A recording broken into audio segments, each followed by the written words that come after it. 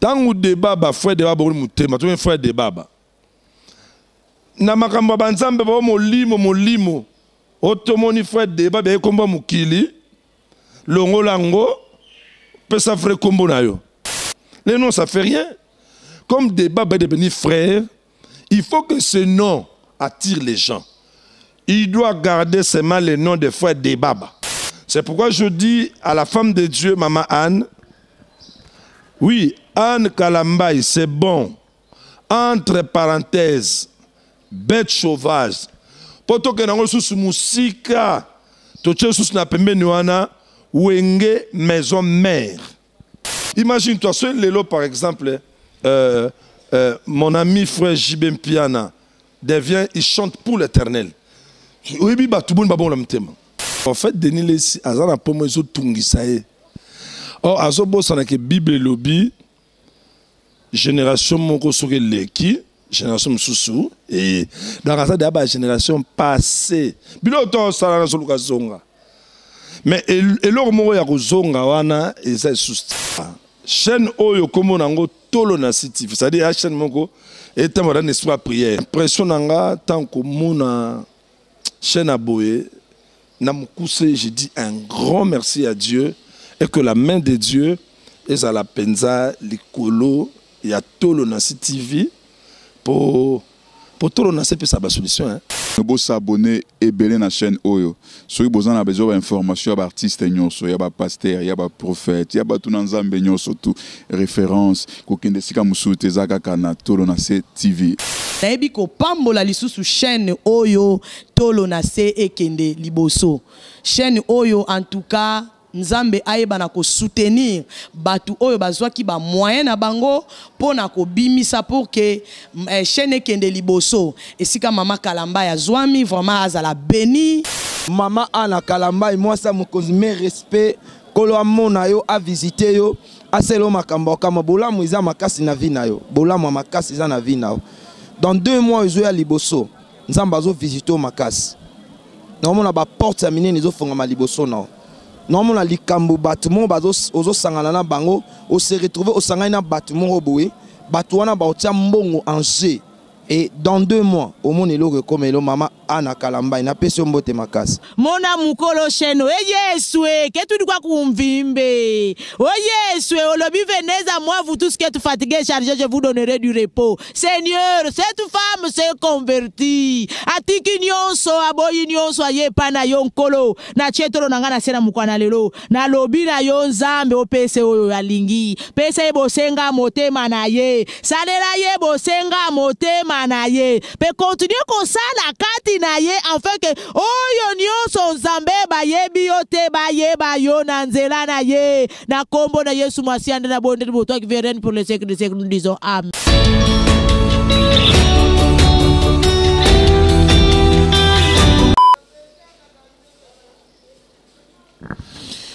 Ok, merci beaucoup.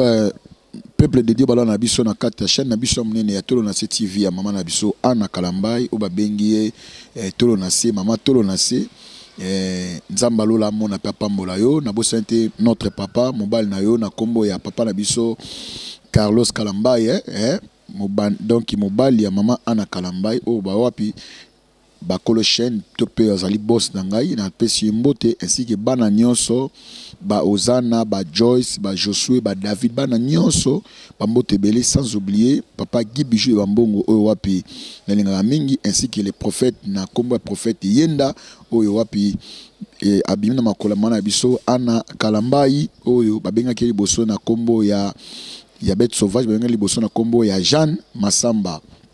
Là, on a 4 plateau naza avec un grand homme, ce sont des pères.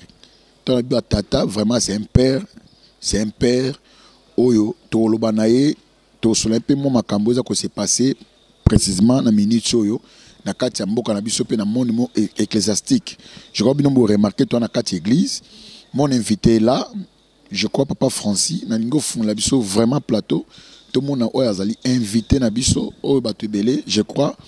Merci beaucoup et je crois que Tebele ba moni so elongi oyo ba sepeli parce que azali mutu ba ko lobelate a mutu ayebani na kombo et apôtre Chibin. Bonsoir papa. Bonsoir Eric. Merci papa. En tout cas, na sepeli makasi na koyambo na émission na ngai oyo tobingango lisu na kati église. C'est tout pour moi vraiment au leka. Biso chaîne mon chrétien tout le bien juste ecclésiastique et ba ça la peine à moi il no moi mingi na chaîne oyo to aussi mon ba facette nyoso to aussi mon facette politique écoute na kati église. Est-ce que un homme de là ko s'appelle politique ba blora to aussi mbango vraiment na ligne qui avant to banda vraiment prière na yo pour na chaîne oyo ezala bénéfique pour na biso. Éternel notre Dieu, nous te disons merci, car il est écrit dans ta parole, avant toute chose, tu nous as dit de faire des prières, de requêtes, des supplications avec des actions de grâce. Ton serviteur, le pasteur Eric, qui est présentateur de cette émission, Lisu Nakati Église, je commence d'abord par prier parce que cette inspiration ou le nom de cette émission m'a fait vraiment du bien. Sur ce, que ta bénédiction et la pluie des inspirations par rapport à ce nom qu'il a donné pour cette émission tombent sur lui au nom de Jésus-Christ. Et que toutes les portes des grands et des petits hommes de Dieu, selon le monde, parce que devant toi, il n'y a pas petit, il n'y a pas grand. Mais selon le monde, il y a des grands hommes, des grands hommes, et des petits, et de ceux-là même qui ne sont même pas connus. Mais ma prière est que, Seigneur, qu'aucune porte lui soit fermée si tu lui donnes une inspiration par rapport à ce nom de cette émission, Lisu na Église, au nom de Jésus-Christ. Et pour cette chaîne, je remets ta servante, Anna Kalambay, ainsi que son mari, le pasteur Carlos Kalambay, entre tes mains. Dieu Tout-Puissant, tu sais pourquoi tu mets l'homme et la femme ensemble. C'est pour un but, ce sont des serviteurs. Ma prière est que ce couple pastoral puisse aller encore de l'avant au nom de Jésus-Christ.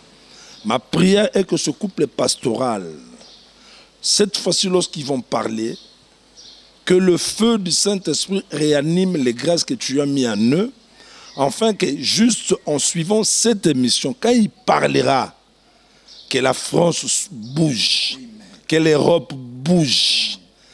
Père, je prie de tout mon cœur.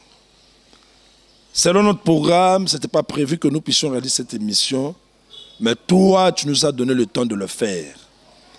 Ma prière, quiconque regardera une ou deux ou n'importe quelle émission dans cette chaîne, donne à tous les invités, à tous ceux qui travaillent dans ces chaînes, ma prière est que Seigneur Dieu donne tout le monde des capacités, des charismes.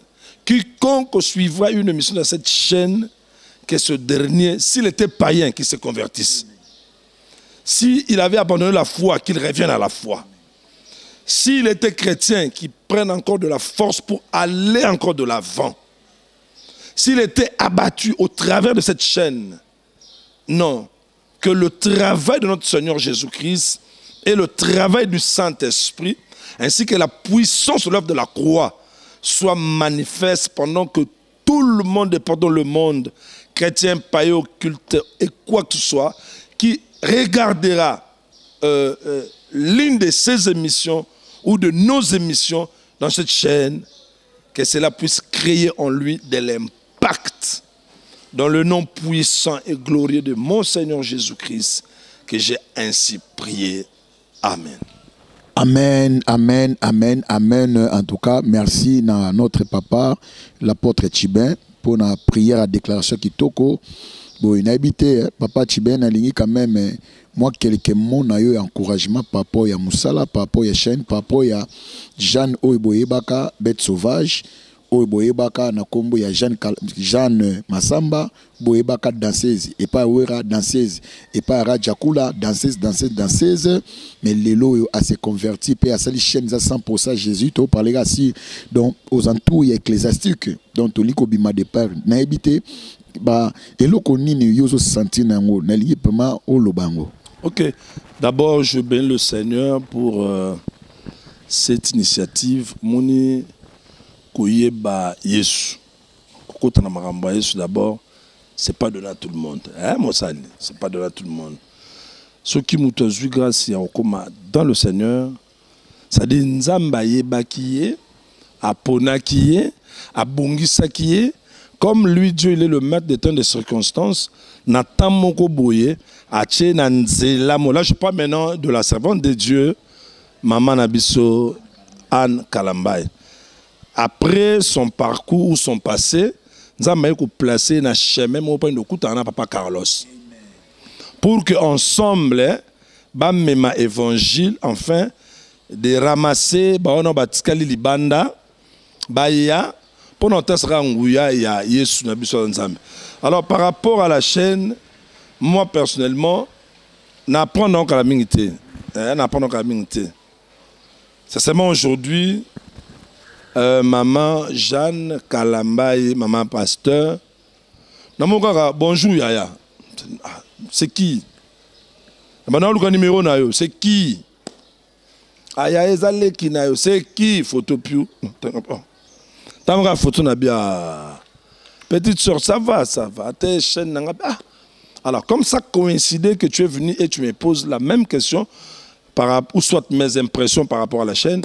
En tout cas, Nzamba Pambolayo, couple pastoral, Carlos Kalambay et Maman Anne Kalambay, vraiment Nzamba Pambolabino, n'a yebi que les amoureux de Jésus-Christ, hein, les amoureux de la parole de Dieu, de l'œuvre de Dieu, ils appellent à Bapayam sous Barabamoura Jésus-Christ. Mais, Bangosko Baza Baras, c'est Bacorneille. Donc, ils ont un temps moroboye, Babola Mouna Bawana Babolingo Baza, on prend en colo. Na tamoko boye ndenkola ko permettre mosali moko aleka na loi yo évangélique to pasteurique okoti koto no côté yembala moko alongwe wana aye po baza bongo. Alors tous les amoureux de Jésus-Christ de toute tendance na yeb sabino que chaîne oyo plus to ko bandaka ko landaka yango voilà chaîne oyo comme nango tolo na city c'est-à-dire chaîne moko et un esprit à prière. Donc, comme on a faire à la prière, donc je crois que le Seigneur fera grâce. On aura beaucoup d'émissions et aux bien. Mais impression nanga, pour garder la pensée de la question, impression nanga, tant que mon chaîne à boé, j'ai dit un grand merci à Dieu et que la main de Dieu est à la penza, l'écolo, il y a tout le Nancy TV pour tout le monde, c'est sa solution. Hein? Amen. Donc, on comprend que d'autres hommes n'ont un apôtre. Donc, il y a un mâchoire. Donc, il y a un apôtre. Émission, on a appelé son combo l'issue na quatre églises. Il y a un par rapport à ça. Au moment où le bien, on va bouliste. C'est un bien ma casse. Bouli, c'est dans un terme jeune que tout le monde connaît, mais sauf que c'est un nom que Dieu t'a inspiré. Par rapport à ma réalité, il y a l'église Ango, il y a Bisso, il y a Lelo.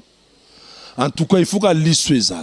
Amen. Donc, comme on a mon étudiant, il a une chaîne nanga, mais il y a un au droit d'auteur.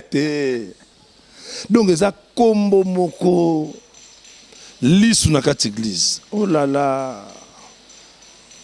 Je te dis, parce qu'on a un zongo sikoyo na lito inanga. Et na kumba siko lit sur la carte église na lito inanga. Oh non yoka. Parce que l'église na miselo makambo ezo salama sikoyo pour moko to yoka na. Et a mission et ça go bien pour to kakamba mon. Si on lit sur le trop, na mabina malam. Ce que danger, ce que lit sur le mabé avec l'église d'Abisso, nous boire en oli sous et quand rapporte na ba parents no balingi baya. Ça c'est un. De deux, ba doctrine parce que lit sur la carte église, ba doctrine est ça ba pratique eza ebele. Sikoyo ba fausse pratique pesa mingi oyo ya mabe, il faut qu'on dénonce yango. Donc pour moi je dis que le Saint-Esprit qui t'a donné cette belle inspiration a continué par inspiration de façon que l'issue na quatre église et corriger ma doctrine, et corriger liturgie, et corriger ma prêche, et corriger ma yembi, mais et pengui sabatute. Parce que tout le monde va s'aller en Zambé Moussoussou. Yo quand on est dans Samsa en Zambé, mais remarquez, au Mona, bateau ba sepane ming ba païen. Parce qu'il y a une mission, il ne fait que parler mal des hommes de Dieu. Alors, le mal de Dieu, oh, il y a Zoroba, quand on est l'église, alors, on a lingi penda lis sur notre église, et ça les panne belo kwana. Batwe belo bako linga yo, bako pambola yo. Premièrement, bazala, basali anzambe. Lis sur notre église, était ya peut corriger, nabiso basali anzambe. Mais lui, sur notre église, ils ont la théorie que et moi, le Kamoko, et que bah pas un scoop, qu'on s'épelle là, qu'on applaudir yo, alors comment on m'appelle, bah ça les Nzambe, y a bah église, mani qu'on exposant. Donc là, mais c'est vraiment une très très belle inspiration. Il y a combat boy. Que Dieu vraiment te bénisse. Merci beaucoup l'homme de Dieu, merci beaucoup. Papa Tolingi, quand on lobby, na même marche ou on lobby que l'us na quatre église, total a toujours bolamo. Directement en tant qu'un apôtre, n'habite papa, tu as fait combien de temps na kata ministère, na kata musala oyo? Mon histoire en quelques lignes. D'abord, Koyambaye sous le col en Kolo Pemobikis. C'est depuis 1981. Je fais de 1981 à 1986. Na 81, 80, 79, il y avait un mouvement, il y avait un groupe de prière renouveau charismatique écuménique. C'était le temps de l'écuménisme. Vent on a ce qu'il y a un groupe de prière et tant que botozo qu'il y a un groupe de prière, vous savez la semaine, mais dernier jour il y a semaine, bah vous savez dimanche, mutu na mutu a kende l'église nae. Atozaki muta Bouddha kende. Atozaki mutu ya bundu dia Congo kende. Atozaki catholique kende, protestant kende. À cette époque, j'étais déjà chrétien catholique, mais la liturgie, le déroulement de culte, la présence du Saint-Esprit, modèle et façon de prêcher. Et l'ongo libisosko de Gouana, il y avait l'église catholique place Toutaki. On avait connu un problème à cette époque-là, tant que frère John Lokadi, qui est aujourd'hui docteur John Lokadi, qui fut sorcier, pendant que ça va témoignage. Troisième jour, à l'époque, Naki déjà modérateur, Naki chanteur, parce que je chantonnais les chansons, dans le groupe de prière, et j'étais batteur de tam-tam. 81, 82, 83, 84, 85, 86. Donc, j'ai toujours dit, je ne suis pas un enfant dans ma Nzambe. Donc, makambo etali makambo nzambe naza mwana muketi. J'aime dire ça pour peut-être éclairer na batu mususu baye baraba origine ya batu. Le groupe de prière avait connu un problème. Tant que frère Nabiso John Lokadi a fait ce témoignage, basoda baye kokanga biso en plein culte. À cette époque, ndeka lobi que lisu na kati église dans kota nango pe na kati ya politique po to mona politique et koti na kati église. Le roi politique koti na kati église faut lisu na kati église et mona politique wa no koti na kati église est-ce que koti na ndenga bien to koti na ndenga mabe. Vraiment. Alors baye ko funda biso balobi que to sala ba réunion il y a deuxième partie. Parce qu'à cette époque, c'était le règne de M. Mobutu. Un père parti État. Tata Bomoko, parti Bomoko. Un père parti État. Alors, dans le moment où déjà, notre héros national, Papa Nabiso Tshisekedi, a banni déjà la chaleur. Alors, tant que toujours Salango, et ça y est campagne Libanda, à Kin marché. Bah, tout le monde soit banda, Kin marché place sur un terrain. Il y a polé les lorotés, tu peux te balle wana. Banda na coin, il y a direction écoutée Kenda Salama. Ti kuna na prince wana via virage. Il y a polé les nions sur un terrain, ton obé ta balle wana. Parce que biso groupe de près na biso na oloba, et zala qui na avenue Kassavubu numéro 124. Juste ciment. So ko ndako munene na sa place o ntimo ke sarana soki le cri de l'orphelin. Ndako munene. Et ça ndako ya ambassadeur ya Zaïre na France. Monsieur Mukendi la famille Mukendi. Ba onyo sur la majorité bazaka na poto. Groupe de presse que ça na 4 salons. Toi so ko exploiter terrain. Ba tout plein. Imagine-toi, les gens qui collé panzane comme makasi. Mais l'église on est si impact.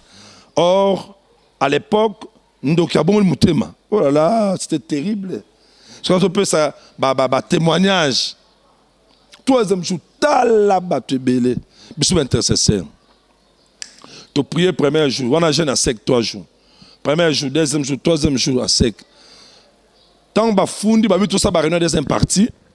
Siko ngomba etindi siko ba jeep ba kobro ba kata na ba bere rouge ba kata wana ba yata 7 jeep ba parker na coin ba ozara moté ya mata ba kangaya ba ba yebitere moté biso ne tobi moté mais ba yebi ba to deuxième partie ndenge ba funda ki alors tangu to kobi biso prépare troisième jour. Avant qu'à monter à Mata, Mboule bandi. Mboule bandi ko bete. Wana biso pe to yebi pete makamne zo lekana. Na mono nde mikolo nde ba prêtre rango kita peut-être on entend so sonde to komina prêtre mbula e ozonga. Po ka les aleka so bo sala so Mboule bandi. E pe nga inini. Nzambe ele akanga ki mbula. Ngape eke to beta prêtre ile akanga mbula ke mbula esilate. Mboule so beta. Plus tu pries mboulé mata, tu pries mboulé mata. Donc, campagne panzani. Troisième jour. Toi qui es vraiment déçu, hein? Si tu permets une pensée, l'ingana mec un peu exhorter peuple ensemble, parce que oui, la chaîne chrétienne. Nous on était très déçus que comment expliquer Nzambe pendant tout samedi tout côté jeune 3 jours à sec. Premier jour est similé, troisième jour Nzamba beti mboula. Comme les acquis témoignages, Bakindoki. Na ba penser même surtout que bana ba simbula, bandoki balingite, ba secret na bango ebima. Donc, et personne dirait bandoki à l'époque balikaki Jésus na makasi. Orte, Yesu a épargné mon sali na ye, na biso bent banga ba kanga biso wa ok monga lema ya mwana. Alors Dieu a épargné son serviteur et nous les serviteurs qui étaient là, qui étaient les organisateurs, il y a manifestation. Alors, si tu demandes quelque chose à Dieu et que nous réponse au moni pendant aux autres la réponse en Zambé, au coup d'un avant au contraire, ou peut-être et si sous situation dans ma casse, ne dis pas que Dieu t'a abandonné. Peut-être le Seigneur a permis à un potam tous au vent d'Anandaku. Pour n'avoir fort intérieur, il faut aucun. Soit voyage missionnaire, quelque chose. Nzambe, soit monique, pour ça, il faut se le Dieu peut permettre au bel état de jour. Pour vendre na rendez-vous, na voyage. Yo bien ndeni na raté pendant voyage nzambe pendant ngam noté ko semaine église mais l'Europe n'endete nzamba yebi pour na bénédiction ya batum susu nzamba permettre après batum susu ba kufa Quand on a bénédiction moutou. C'est-à-dire, lorsque Dieu opère ainsi, il se cache dans sa souveraineté. Moyen beau comprendre les athées. C'est pourquoi, pour chiter, passer cette petite exhortation, tant au moni makamba bongo est commis. Si tu es choqué, touché, garde ta bouche calme. De peur que oya kusumuka pamba na ba propos ogoloba pour Nzambe. Alors, quand c'est passé, lobi nangonde tu ko apprendre par bourgmestre ayeko luka mama ndako kenonte boza écoutez le témoignage. Abi boza pena na Nzamba solo. Soki mvula ya lobi ebetaka te. Balinga ki bakanga ye en plein culte. Ba ça qui déjà na coin parce que biso bourgmestre ba informer biso déjà que ba opération moko na bandal. Tu vois? Ba yeba kite que toza Nzambe. Même vous là au biso monaki que Nzamba décevoir biso. Nzoka maman bourgmestre comprend que vous là wana ezala kite que Nzamba décevoir bino. Et ça est confirmation que réellement vous avez Dieu. Parce que ce que vous voulez imagine-toi. Banga ba kota na terrain na ba jipwana. Ba toki motei. Ba toki ba instrument. Foulouano ce sera qui wana. Et quand tu des bandades, rassure-toi que il y a un kufa. Il y a un zoka. Pour que qui mano ko kweya. Ba matelio kufi. Tu vois comment Dieu a épargné ces scandales. Mais nous qui sommes chrétiens de notre côté, et serviteurs déjà à cette époque, toi qui déjà bâti en tout cas Nzambe penda. 3 jours à 5. Et puis 3e jour. Alors, quand se passait, Église et Kolongwawana, et comment est-ce que Moutou na Moutou a évolué, place Oye à Koki, a évolué. Franchement, c'est une période Oyo na salaki moi naufrage na foi. La façon que je servais tant aux dans groupe, c'est tara groupe de payer koufi. Na combien mon dimanche. Na aucun catholique mais na aucun de prier l'église pentecôtiste de ma campagne. Ndé na batana na eko zonge la bale na zonge li judo na eko zonge la forme allez n'a décollé dans cet un peu ça. Alors après un temps, chaque jour avant que je dorme, ma prière était Seigneur, je suis ton serviteur. Permets que même 2 minutes avant ma mort, nazongela musala nayo. Je profite encore pour exhorter tous les chrétiens serviteurs de Dieu, pasteurs, qui ont fait naufrage dans la foi. Même si on reprendre ma vie au Tikaki. Souvenez-vous, quand Christ est ressuscité, Pierre et d'autres disciples ont repris la pêche. Tout ça, ça fait partie d'un parcours ministériel Yamout. La chose la plus importante, je n'ai pas touché au fétiche. Ça, je n'ai pas fait ça. La chose la plus importante, je n'ai pas perdu la foi. J'avais toujours ma foi en Christ.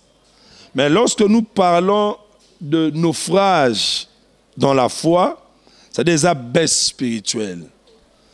Parce que Nazara qui actif na musala nzambe, koteya, ko gêner, ko betambunda, ko yemba. Mais misala no ceci, na muka okenega l'église pentecôtiste ma campagne na vande. Je dis encore à Batunion sur ba chrétien ba landa biso. So ya l'église so lingo kende musika na makambo nzambe. Évite d'être un simple mundimi. Fais tout au côté de la commission moko ate a kokombola. Et les programmes de votre commission et au permet tam sou bozana moi jeune, bozana moi veiller, na jeune wana moi veiller wana, moi partage ali lobe kozala, moi temps fort après kozala et occuper ko la musaba do mususu za na katina. Alors c'est comme ça que j'ai évolué na 91. Donc 86, 87, 88, 89, 90. 4 ans, il y a naufrage. Beaucoup de gens savent que j'étais ami à JB Mpiana, ou je suis ami à JB Mpiana. J'ai étudié avec JB Mpiana que 2 ans, 3 ans. Pendant cette période, il y a naufrage na Fouawana. Ne tu yebana, tu latana, tu vanda, tu coopéra. Tina ena zongi na mamanzambe, tu coopéra bien, tilelo. Objectif, que un jour, bango pe baye banzambe. D'ailleurs, ça tombe bien. Patronne, je dirais, la patronne de cette chaîne Tolonacé, elle fit qui? Tu vois? Donc, ceux qui basali anzambe lokola ba papa na bango ba José Yanda, ba yambaka bango te, ba tetaka bango ba pagano, nepe tango msusu lelo. Donc, c'est pourquoi je veux enlever cette pensée. D'abord, na bana nzambe nyonso, o ba mona so pasteur, a coopéraka na ba musicien ya mukili, que pasteur on a za païen. Na c'est plus que na loba on a chaîne po chaîne oyo. Mukolo nango aza mama pasteur, mais dans son il y a orchestre, ti aeko souki sa danseuse, il y a Weranson. Vous voyez? Donc pour alongwa kuna akoma mwana ya nzambe, mosali ya nzambe, le pazote ya penzamba yo sale ngolu, abali sous pasteur. Donc tokoki koboya bangote. Vous voyez? Tokoki koboya bangote. Alors, après ce temps, moi-même, quand j'ai fini mes études dans l'université, dans l'Académie des Beaux-Arts, il fallait qu'il y ait poto.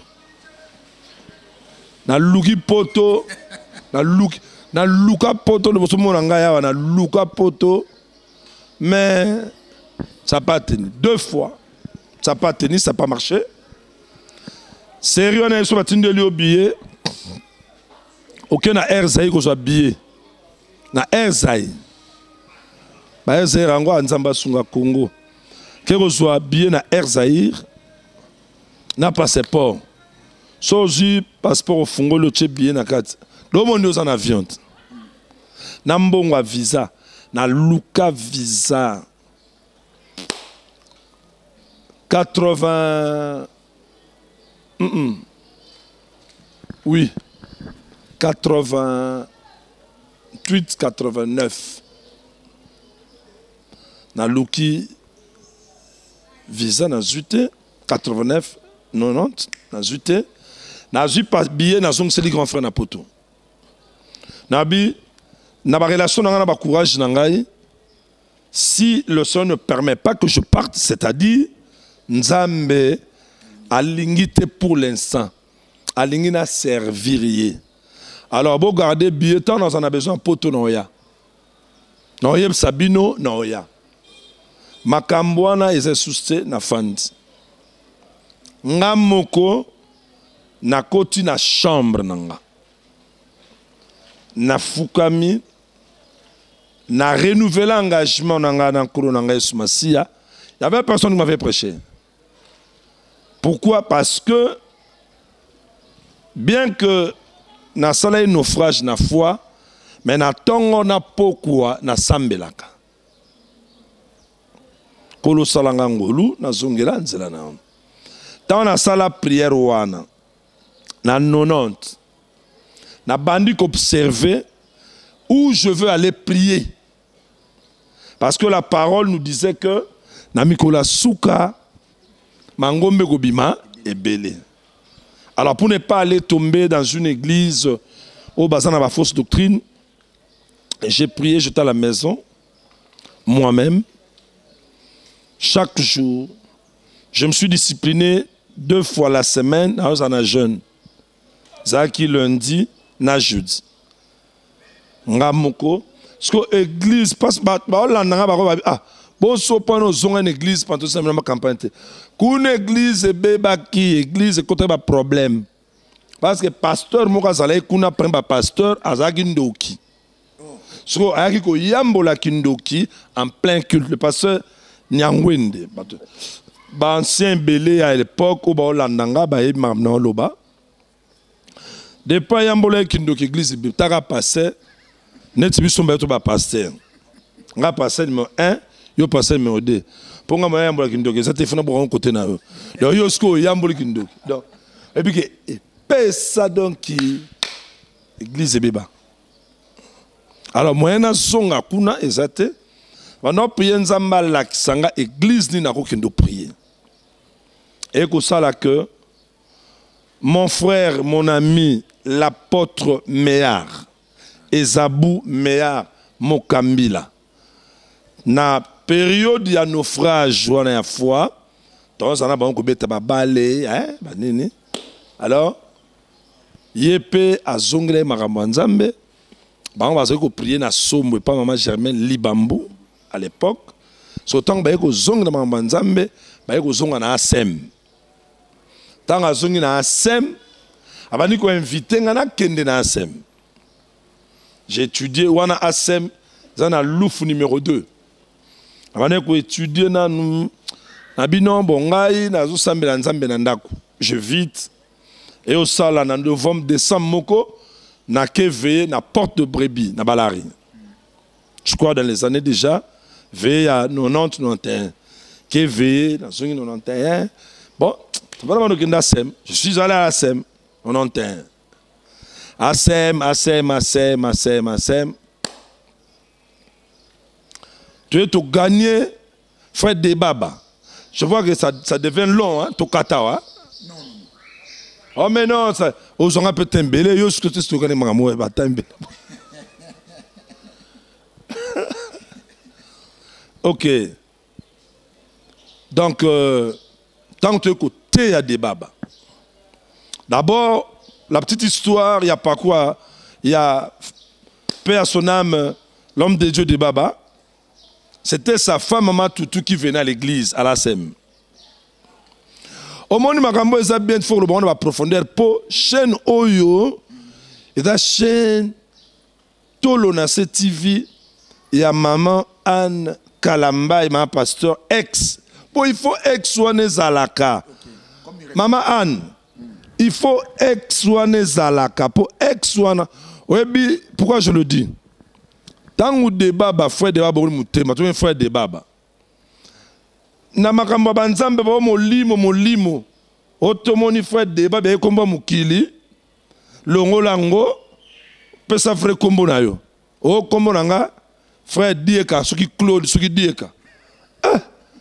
Papa na biso père à son âme, docteur Ngoyangouba. Alobi, vous ne savez rien. Pour que les gens qui l'aimaient dans le monde viennent à Christ, ils doivent venir en écoutant que le nom de cet ancien musicien des Baba est devenu frère. Le nom, ça fait rien. Comme des Baba est devenu frère, il faut que ce nom attire les gens. Il doit garder seulement le nom des frères des Baba. Et ce que tu as dans la campagne, tu as noté, ata uso tanga hotel na mégaphone, tamba omoni ba mwana. Frère des Baba. Et c'est comme ça que le nom de Baba est resté ti nandenge à Koti Mabele. C'est pourquoi je dis à la femme de Dieu, Maman Anne, oui, Anne Kalambaï, c'est bon. Entre parenthèses, bête sauvage. Poto que nango sous musika, toche sous na pembe nuana, wenge maison mère. Boni hein, tam sou toye bate. Objectif na biso, batona nyon soba banzam. Kapa ya lera kominani. Évangéliste kapa. Et ça bien montre yo kende kitoko. Toko lembate, tout lande lango kaka. Imagine-toi, ce Lélo par exemple, mon ami frère Jibem Piana devient, il chante pour l'Éternel. Oui, tout le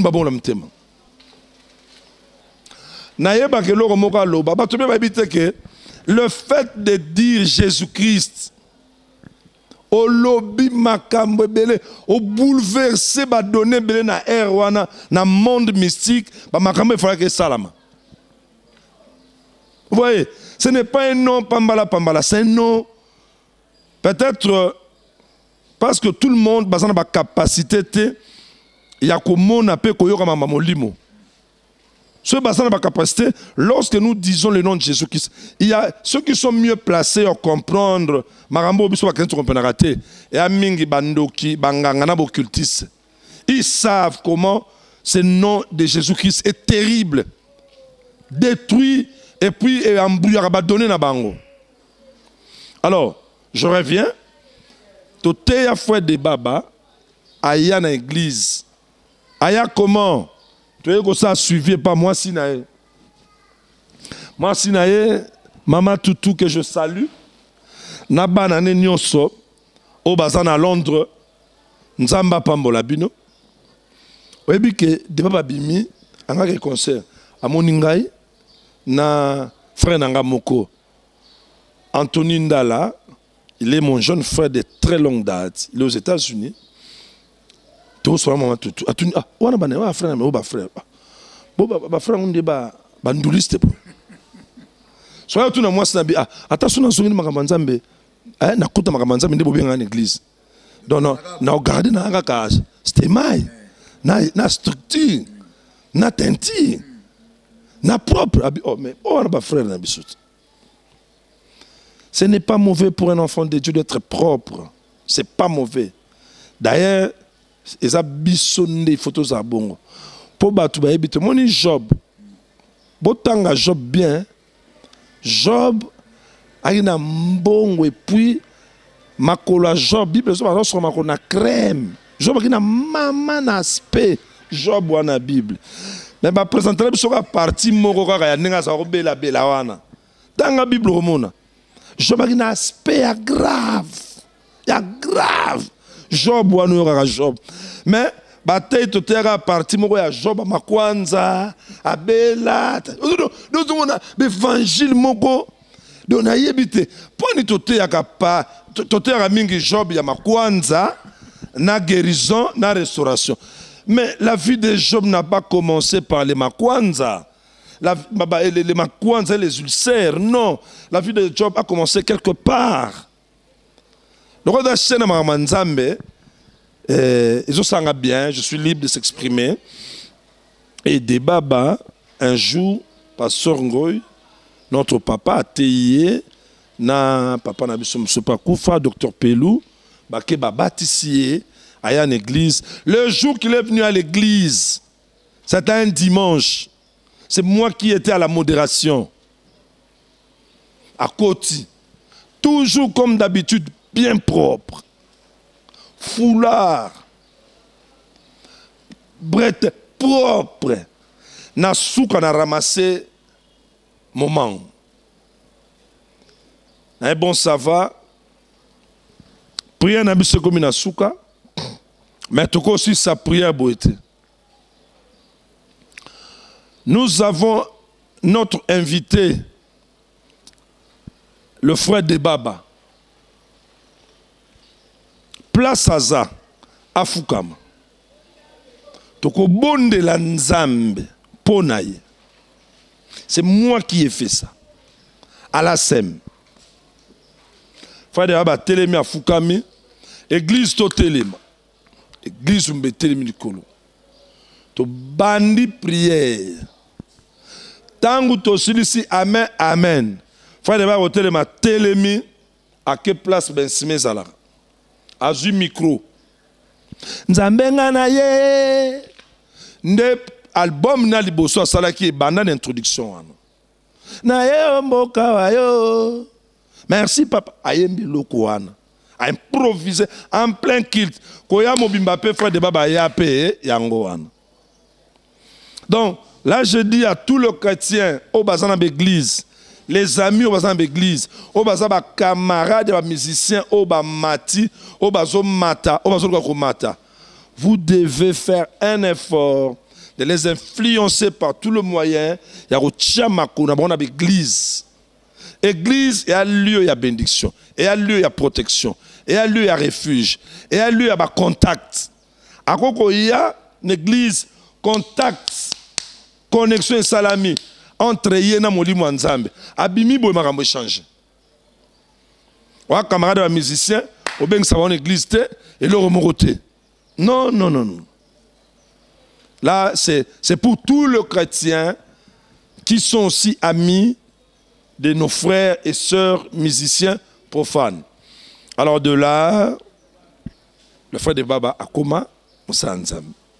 Comment? Parce que biso, frère Tchibin à l'époque, n'est tout ça là que tout ça là. On a première partie.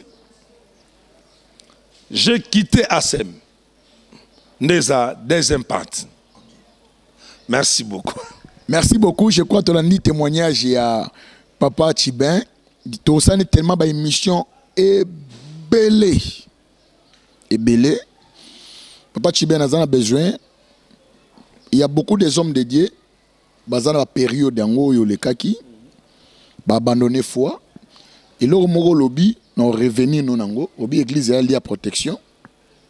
Ils sont liés à contact, ils sont liés. Mais l'église est liée à protection. L'église est comme église, lié à Robengana Batu, lié à Kosente, lié à Tata, il y a moi dans hôtel Matata na molimo parce qu'il y a Monier na Bolumbu a publié l'église et comme église ba rankine ba rando l'église comme et comment ba wenge biso de beti plein biso lelo to revenir yango na tumboloka déjà pour ozo déjà na tumbola OK so na kat nangwana na kat makambo wana to beta ta moko kaka na biloko boaka na moko kaka extrait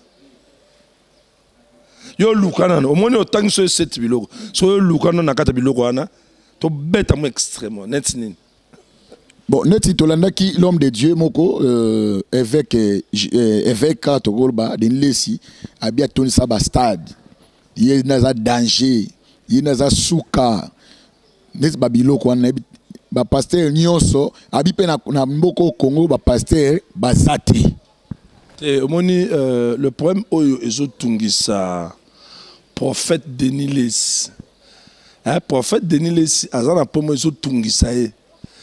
Or, azobosana ke Bible lobby génération moko soke leki génération mususu et dans la de génération passée bilo to sala na soluka zonga mais eloko moko ya kozonga wana eza susté ayeli biso abonga mutema na kobonga mutema abandi susu ba plein so ba plein wana ya kala kasa salango est-ce qu'on a un problème à salango yangwa église kutu wana sala ba plein aina locataire sikoyo ana le pango a sombi église ça plaît bato ba matili banda ba tolo donc tout ça à mon dans biloko mususu ba propos mususu neti ba prophète de Lesi bazulu bawana moi du fois j'ai mal hein je dis c'est mieux ça c'est un conseil dans Tindele c'est mieux aluka nzambe asa musala nzambe aboya ba mission ba réseaux sociaux wana musala nzambe oyo nzamba bengela ye soka sali yango eke bien papa olingo lingate bino bapandisa bano kendo lukai ndenge ni tamoko église kitaki mais on comprend et quand il va commencer à parler s'il a pris son temps à prier à jeûne à sacrifice et nzamba kanisi a restaurer Makamuto le nous ça l'édifiant. Là beaucoup de choses il dit c'est pas édifiant. C'est pas édifiant, il n'édifiant rien. Ça va plein, ça c'est quoi ça? Ça les autres tombola c'est correct le langage de toko quand même pas jibé, ba wera, que ngana beta ba plein, beta ba Bercy. C'est bon le langage, c'est pas un langage d'un homme de Dieu. Non, na bête ba plein. Yorana na bête ba plein. Na ton sa stade, na sa braza. Quoi? Tika ba wera na ba jibe na ba fali, ba bête suma sur ba Bercy pour bango makam na bango et aliende na ba plein. Ne crois pas que si tu es pasteur et que tu as beaucoup de membres et là qu'ici que tu fais un bon travail, il y a beaucoup de pasteurs avec beaucoup de gens. Mais ils ont déjà mélangé Christ. Ils ont autre chose après derrière la Bible. Je dis toujours à ces soi-disant pasteurs qui disent que na sala raba plein, na bête raba plein. Les bandimi ne sont pas les bandimi des pasteurs. Les bandimi sont les bandimi de Nzambe. La Bible dit, Fimbe kobeta mana berger. Bampate basani. Le roi bampate bazana mukolo nango. Tant baza dispersion. Akene ko tsona ba bergerie mususu. Bavanda. Donc, on en parlera profondément, mais le peu, c'est que le prophète de Nile se dit là, il y a considéré Asande Moussala. Asande Moussala, je crois, Yangoana, Tolingi quand même, va bénéficier de la prière. Le numéro de contact et pris quelques salutations. Donc, ok. Je bénis tous les hommes de Dieu au bazar partout dans le monde. Il y a l'homme de Dieu, le pasteur Willy Kabea, aux États-Unis, église Bima, États-Unis. Pasteur Willy Kabea, docteur de la loi spirituelle, ex. Yepe Moussousou,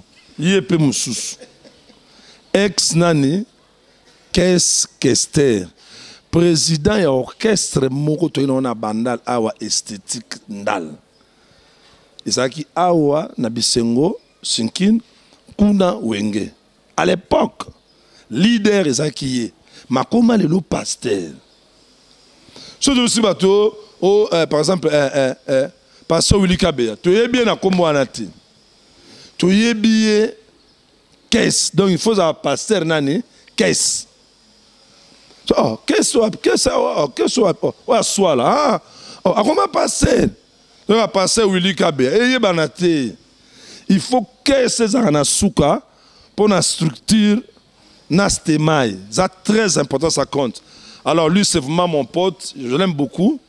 Bambo tenayo nabana tu ya bima kuna nzambe apambola bino. Je bénis l'homme de Dieu, mes fils, pasteur Kevin, prophète Nathan. En France, je bénis l'homme de Dieu, l'apôtre Frankie Kerok, avec Maman Nadine Kerok. Quand en France, je bénis ma grande sœur Yaya. Ma grande sœur Yaya, Marie-Josée Kapakou.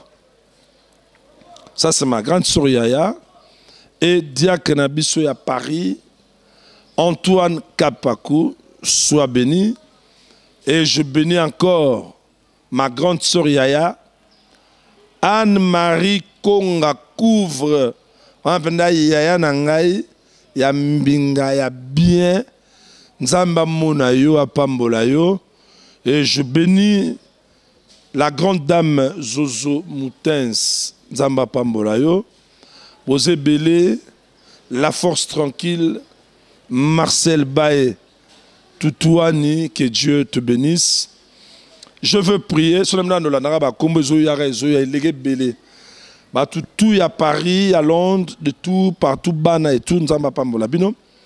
Mon numéro de contact, plus 243 998 122 440. Et appelle-moi dans WhatsApp. Na Facebook, apôtre Chiben Chibang. Là, on aura le temps de parler par rapport à mon point je veux prier. Comme c'est une chaîne laquelle nous avons parlé de beaucoup de points liés aux enfants de Dieu, Nalingi Nasambe. Nzambe Alola, mon santo Israël, je remets cette émission que nous venons de faire entre tes mains. Là où nous avons parlé sur nous et que ça ne puisse pas pénétrer les oreilles et cœurs de tes enfants qui nous suivons de partout dans le monde au nom de Jésus-Christ. Dieu Tout-Puissant, Père éternel, ton esprit nous a conduits à toucher beaucoup de points. Mais là où nous avons parlé la vérité, je prie que l'onction du Saint-Esprit couvre les paroles, les inspirations, afin que ceux-là qui vont suivre cette émission soient impactés, soient connectés, et que cela amène aussi à d'autres à se convertir, pour les hommes de Dieu qui changent, pour d'autres enfants de Dieu qui trouvent leur part par le pouvoir que tu m'as conféré. Je sais que de telles émissions, par rapport à cette émission lue sous l'église, Dieu, le diable et ses acolytes se lèveront pour combattre. Sous le pouvoir que tu m'as conféré, je neutralise toute force du malin qui fera ce que Nzambe makanisi o esimba mate tala mate e kanga mate e memango na ba distraction. Nzambe alola na bondeli nyonso wana ya Satan ba maligance na ye. Ils allaient la neutraliser au nom de Jésus-Christ. Du début jusqu'à la fin de cette émission, ils allaient couvrir l'onction. Même dans la dédicace, dans la mbote, nzambe, na sambeli, et qu'il y a un impact. Parce que même dans la Bible, Romains 16 nous peut voir ton serviteur, l'apôtre Paul, a cité les noms de ceux-là qui l'avaient fait du bien. Lorsque nous saluons nos confrères et les frères, c'est parce que ce sont nos frères qui nous ont fait du bien. Le coup, je clôture ma prière pour te dire, oh Dieu, bénis le caméraman, bénis le présentateur, le pasteur Eric, bénis le pasteur Carlos Kalambay et sa femme, maman Anne Kalambay, bête sauvage, ngoluna yo, ezalaliko na bango, bakoba na musala bazo sala. Na kombo na Yesu Masia, nde na kena kobonde la boye. Amen. Mona mukolo sheno Yesu que tu dois kumvimbe Yesu olobi venez à moi vous tous qui êtes fatigués chargés je vous donnerai du repos. Seigneur, cette femme s'est convertie atiki nyonso aboyi nyonso aye pana yonkolo na chetoro nangana sena mukwana lelo na lobi na yo nzambe opese oyo alingi pese bosenga motema na ye.